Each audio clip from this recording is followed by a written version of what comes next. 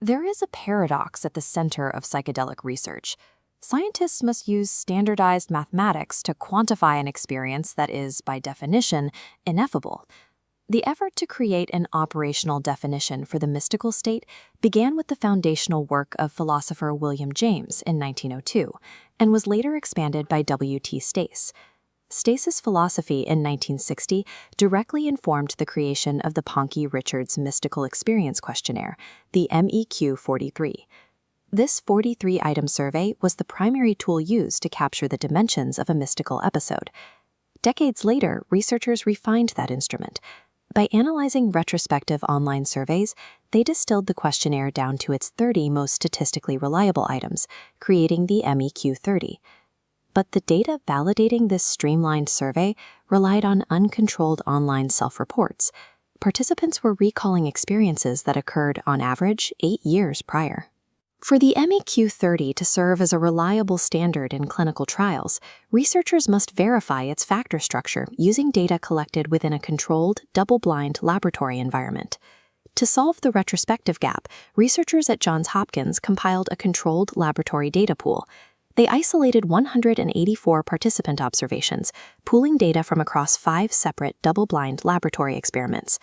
Across all 5 studies, participants received a moderate to high oral dose of psilocybin, defined as at least 20 milligrams per 70 kilograms of body weight. With this data, the team tested a 3-part thesis, evaluating the internal validity of the questionnaires' factor structure, testing its predictive validity against long-term outcomes, and establishing a mathematical threshold for what qualifies as a complete mystical experience. If the instrument fails any of these statistical tests, the clinical construct of a measurable mystical experience remains scientifically unverified. To test the internal architecture of the questionnaire, researchers applied confirmatory factor analysis. This mathematical test determines how well actual participant data fits a proposed theoretical model. The baseline premise was direct. The new MEQ-30 data needed to statistically outperform older, historically established 3-factor models of the mystical experience, known as the Stace and Hood models. The analysis focused on 2 primary metrics, the comparative fit index, or CFI, and the standardized root mean square residual. The historical Stace and Hood 3-factor models failed. Both yielded CFI scores below 0.90, the cutoff for an acceptable model fit. The 4-factor MEQ-40 model succeeded. It cleared the threshold of acceptable fit, logging a CFI greater than 0.90 and a low SRMR.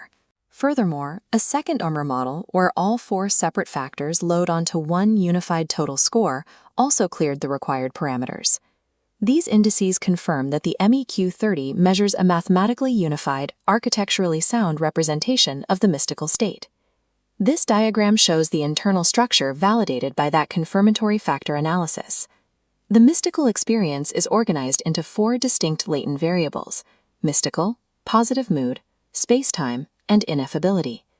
The 30 granular items from the questionnaire map directly onto these 4 overarching variables. The standardized factor loadings connecting them are consistently high, ranging from 0.46 to 0.95. These high loadings produce excellent Cronbach's alpha values across the board, proving the internal reliability of each distinct subscale. While internal reliability is necessary for any psychometric tool, its utility increases significantly when it can also predict long-term clinical outcomes. This leads to a central question in psychopharmacology. Are the reportable benefits of psilocybin driven by the subjective experience itself, or are they simply a byproduct of an intense drug effect? To answer this, the team used structural equation modeling to track and predict participant outcomes 3 to 8 weeks post-session. As a control mechanism, researchers isolated the intensity of drug effect using the hallucinogen rating scale. The isolated intensity rating failed to predict any of the long-term positive outcome measures. Simply feeling a strong drug effect did not dictate long-term benefit. This scatter plot reveals the actual driver. There is a strong, isolated positive correlation between the MEQ-30 mystical factor score and a participant's retrospective rating of the experience's spiritual significance. These 4 charts display the broader predictive power of the second-order MEQ-30 total score. The total score directly predicts both the personal meaningfulness and the spiritual significance of the psilocybin session. It also positively predicts lasting changes in personal well-being and positive behavior change. The therapeutic outcomes are driven by the precise phenomenological architecture of the mystical experience, independent of how high the participant felt. To make this data actionable, researchers established a method to definitively categorize a session as a complete mystical experience. They established a dichotomous threshold. To qualify, a participant must achieve a score of 60% or higher of the maximum possible total across all 4 distinct factors. To ensure accuracy, they compared the scoring sensitivity of the new 30-item instrument against a legacy 43-item version. The data shows a 95% hit rate, validating the MEQ-30's accuracy against decades of historical literature. There is an anomaly in the data: 14 instances where the MEQ-30 scored a complete experience, but the older MEQ-43 did not. The authors concluded that by removing statistically weaker questions, the new instrument eliminated error variance. Stripping away that noise makes the MEQ-30 a more sensitive diagnostic tool, capable of identifying true mystical experiences that older instruments missed. The outcome of this research is a standalone 30-question survey, stripped of the 57 legacy distractor items required by previous protocols.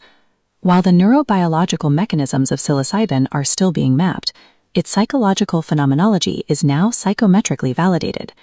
The data proves the instrument's utility. It maintains an acceptable model fit, a 95% hit rate, and significant predictive validity for long-term patient outcomes. Based on this evidence, the authors provide a recommendation for researchers designing future clinical trials.